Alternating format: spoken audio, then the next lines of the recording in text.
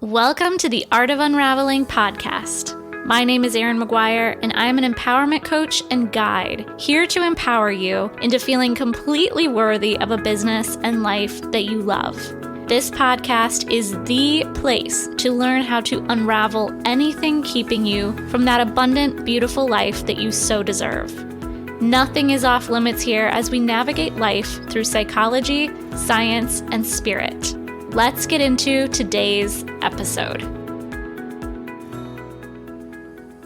Hi, and welcome back to the Art of Unraveling podcast. Today, I wanted to talk about something that I feel like the whole of 2021 brought up for me, and I know a lot of my clients and a lot of the people that I talk to in my business and in my world. And that is this deep releasing of the patterns and the habits and the programs that we've had, that we've been wanting to work on, and maybe we have been working on, that are being released at even deeper levels. They're being released at even deeper levels. Things like people pleasing, perfectionism, fears that you have. So I know maybe I've shared this in other podcasts that this has been one of the hardest years for me personally. I've had to really go deep into some shadow work, and deeper than I ever have before. And I've been doing work like this since 2007. But it's almost like I went into these deep, dark depths of myself and really sat with my inner child through some really, really hard experiences of grieving the love I didn't receive as a child, and so much more. And as we come to the end of this year, I want to talk a little bit about ego deaths, because essentially that's what that is. It's walking through these various parts of ourself that were old identities, ways of being in the world that in all ways, we developed as children to protect ourselves. So that's really all the ego is. It was developed in childhood, usually by the age of 5, as a means to protect you. And what happens is, because it develops so young, we grow up with those identities and think that's who we are, right? We think that we're just a people pleaser, or that we're anxious, or we're depressed, or we are perfectionists, whatever the thing is, and usually it's more than one thing, we become really attached to that identity. And this is all unconscious. It all happens unconsciously. But the ego isn't like this thing to be feared or shamed, right? The last thing you want to do is to shame any part of yourself. That creates further separation from yourself. And what we want to have the conversation about is more about integrating all of these different parts of you, including your ego. There's nothing wrong with the ego. It was created to protect you. And I've seen some different posts out there about, people not liking the words ego death. And I think the reasoning for that is because in a lot of spiritual teachings, the ego is seen as this big bad, don't be that way, get rid of your ego kind of story. And I'm not sure we ever will fully get rid of the ego. The ego also holds the wounded child, right? So the wounds you experienced in childhood from not getting the love you needed and deserved, what that created inside of you, right? Like wounds of not feeling like you're good enough. We've talked about that a lot in here. Wounds of feeling insignificant, like you don't matter. All the horrible things, the deep down, really intense core wounds that kind of drive our behavior in these not so great ways. Things like being abandoned or rejected by one of your parents, and therefore growing up fearing abandonment from the people around you. And that's how we become people pleasers, right? We talk about all these things in here.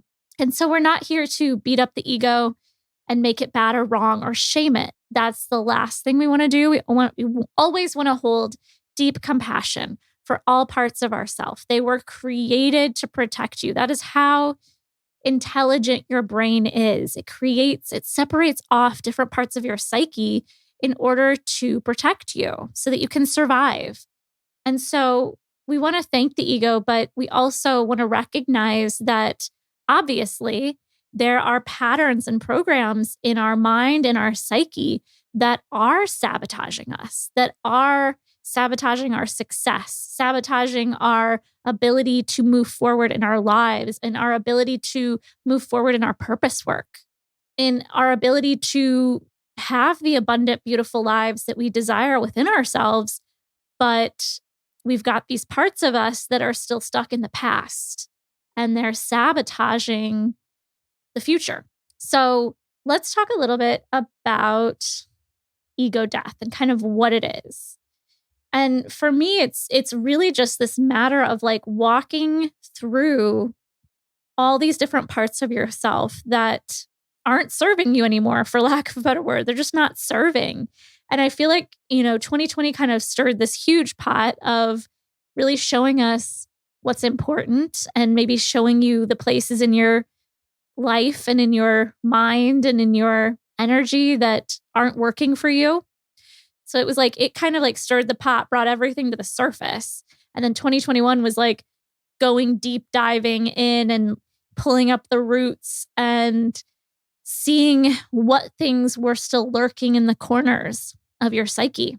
And so, as always, the experience that you had this year depends on how open and willing you were to allow that experience to happen, or if you were resisting it, fearing it, ignoring it, denying it, shaming it. Okay, those are all parts of the ego too. The ego wants to shame things. It wants to judge things. It wants to control things. It wants to make things wrong. And it's doing all of that to protect you, to protect your identity, its identity, essentially.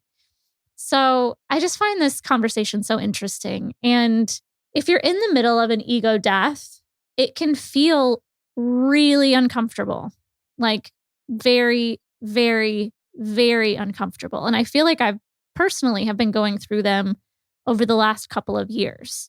A big part of mine is around fatigue, having this extreme fatigue where I just was literally kind of taken out. And I think a big part of that is because my ego was so intertwined. It was so identified with what I did, what I do. And I don't mean for a living, I mean doing. Like it was so identified with achieving and doing and proving myself. I had to prove that I was worthy, prove that I was good enough. And that just led to a lot of burnout, but I didn't know how to stop. I literally remember having a session with a therapist, just crying and saying, I don't know how to stop doing this, but it's like killing me. And your higher self is going to find ways to take you out, right? So when you're really attached to achieving and doing, and your higher self is working really hard to get you to learn how to be, I think for me personally, I had to go through this extreme fatigue experience for a couple years, but it was really bad at this time last year, September of 2020 through February of 2021. And it kind of kept going throughout 2021 as well, because I really was just meant to stop and to learn how to be in my body and to learn how to be safe in my body, to teach my nervous system that it was safe. And I know this next evolution for me and for those of us that have really gone through these ego deaths is going to be just beyond our imagination, very powerful.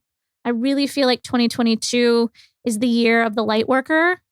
I got this message very clearly on the Lionsgate portal that happened on August 8th. I was standing in Des Moines getting ready to go shopping. And this just download came over me where it's just like, it's our turn to be abundant now. It's our turn to step into our purpose and to be abundant. And I feel that this year is going to be really expansive for light workers. I'm just very excited for all the opportunities that light workers have right now. But back to ego deaths. For me, in my own understanding, it just feels like you're kind of walking through a portal and shedding a layer of skin, kind of like a snake would shed its layer of skin. And as it outgrows the old skin, it literally begins to shed that skin. So nature always gives us the greatest analogies. And the other one that's wonderful to think about too is the caterpillar turning into the butterfly. The caterpillar going into the cocoon is kind of like the ego death, except it happens over and over. It's like you go through one and you shed one layer and then you come out and then you go into another one. And so 2021 was like going through a lot of ego deaths, but you don't stay in it the whole time. Like you go in and out of them.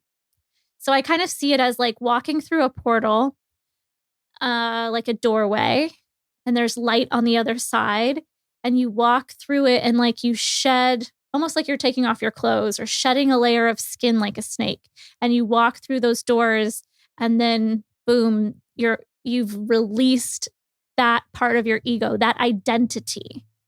The identity of people pleasing, for example, that I have to please others because my value comes from what I do for other people.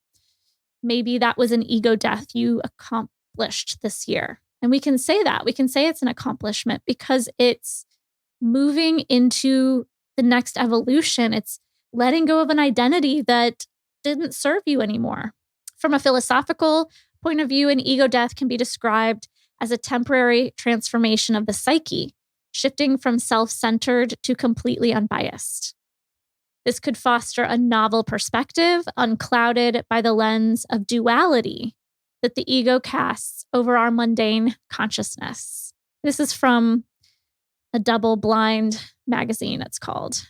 From a scientific standpoint, ego death is hypothesized to be the result of dampened activity in the default mode network. This temporary quieting can act as a reset or rewiring of the network, and consequently, the rewiring of thought patterns, which are otherwise constrained by the ego. If you do the same thing repeatedly, it is like you are walking down the same path all the time, says psychologist Dr. Matthew Brown. Dampening activity in the default mode network and the experience of ego death associated with it, Brown says, mows the lawn so that you can stroll down that new path a bit more easily. So ego death can often increase traits like openness and empathy. It can also show us a true unbiased reality, therefore illustrating where our egos have lied to us in order to preserve self-image, self-identity, and self-esteem. It can also promote these feelings of oneness where you realize, again, there's no duality. You're not separate from other people, that there's this oneness that we talk about in the great scriptures of yoga, that we are all connected, we are all one. And this can create, very quick healings can happen, right? You can heal different aspects of your body because as we let go of these old identities and stories, we let go of the resistance and the need to control and the need to defend, which is very, very resistive in your body. So it's like you standing around with your fists up, ready for a fight all the time. That's kind of what happens when we're in an ego state, is that we have to fight for our right to be right and to control the people around us. And when we go through ego deaths, we realize we are all one. There is no separation, and nothing is what it looks like, and it's all perfect somehow. So because it's commonly associated with darkness, decay, and sadness, the word death creates and carries a lot of negative connotation. Naturally, most individuals avoid thinking about it and live in fear of their inevitable physical death, perhaps equating it with eternity of nothingness. However, the experience of an ego death can prove, at least subjectively, that this is not the case. The continuation of awareness while the ego is dissolved underscores the theories of both ancient and modern philosophies. When our identity and everything we identify with and hold dear is gone, some form of consciousness remains. Realizing the immortality of consciousness, despite the fact that time living in our bodies is temporary, can be a paradigm-shifting and enlightening experience. If you find yourself in a situation of ego death, fighting it is not the way to go. Resisting it is not the way to go. Rather, surrendering to this experience and letting yourself exist in the moment, being with whatever feelings it brings up, you can, once you move through the actual death itself, you can experience feelings of unity and connectedness and peace and calm and understanding. So again, it's important to remember the ego is not the enemy. We're not shaming it. We're not making it wrong or bad. We want to acknowledge that it was created in a means to protect ourselves, that it may never fully go away, that you will have multiple ego deaths because you have multiple identities that you identify with, and that it's all okay, it's all perfect, and to just allow it to be, to surrender to it if you're in the middle of an ego death experience. So I would love to hear your thoughts on this. Again, it's been a really interesting year as we come to the end of it. I feel so much more peace and groundedness and embodiment. Really like being in my body, because trauma keeps us in our head. I've mentioned this before as well. And it keeps us doing. And it's time to get back into our bodies. So I'm curious if you've experienced some ego deaths and if you're in the middle of one, just know I support you. I'm here with you, and surrender to it to the best of your ability. If you need any support, reach out to me. We have the Empowered Empath program, which is wonderful for giving you a foundation as you move through all the different stages and heal these identities. It really helps you understand it from a psychological standpoint, from a spiritual standpoint, from a scientific standpoint, and then it helps you move through and release these parts of yourself that aren't serving you. We also have the Lightworker Academy, which is a foundational program bridging ancient healing techniques with coaching to create Lightworker leaders. And this starts March 2022. I am so excited for this program. It's 10 months long. It's my longest mentorship program. And reach out to me if you're curious about either of those things. It just kind of depends where you're at. If you're wanting to step into your purpose work as a light worker, but not really sure how to, or maybe you're already a service-based entrepreneur, but you want to add more modalities into your practice, then reach out to me. It's an amazing program that is completely life-changing, as well as giving you tools to help others. If you're on a healing journey, just starting it or in the middle of a healing journey, I recommend the Empowered Empath program, because it is going to give you the foundation to move through your healing in the best way with guidance and support. All right, you can find me at The Sensitive CEO on Instagram or Pure Light Wellness on Facebook. You can also email me, Erin, ERIN, at purelightwellness.com. Thank you for listening today, and I hope to see you again soon. Thank you so much for joining me today. If you liked this episode, make sure you subscribe and leave a review on iTunes. If you would like to connect with me more, you can find my website, my services, and my social media links all in the description of this episode. Remember, you are a beautiful and divine and powerful being, and it's time to own it.